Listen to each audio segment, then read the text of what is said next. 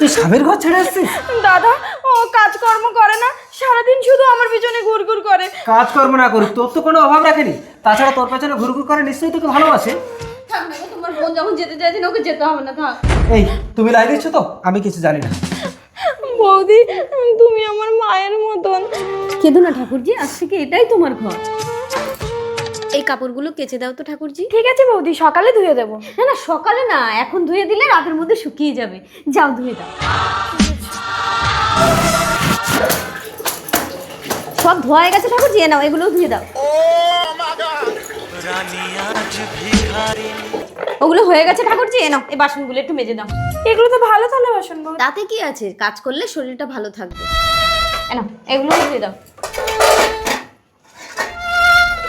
বাসন মাজা হয়ে গেছে ঠাকুরজি, এ নাও হ্যাঁ, ঘরটা মুছে রান্নাটা চাপিয়ে দাও, ঠিক আছে? ওরে আমার আছে মন, আছে আমাদের জীবন, সে কথা আমি কারে।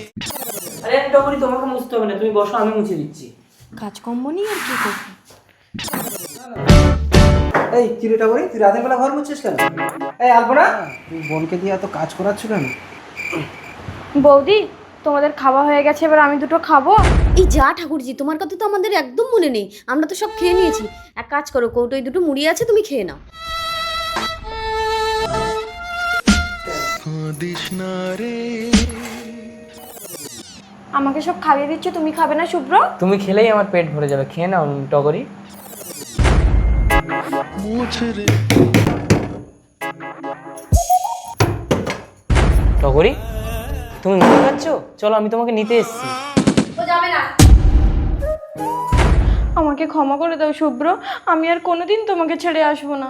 ঠিক আছে চলো। দেখেছো ঠাকুরজি, পৃথিবীতে স্বামীর মতো কেউ আপন হয় না, সুখে দুঃখে সব সময় তোমার পাশে থাকবে। আশ্চর্য, ওকে আমি মেরে ধরে স্বামীর ঘরে পাঠাতে পারলাম না, তুমি? আসলে যে যেভাবে বোঝে তাকে সেভাবে বোঝাতে হয় গো। একদম ঠিক।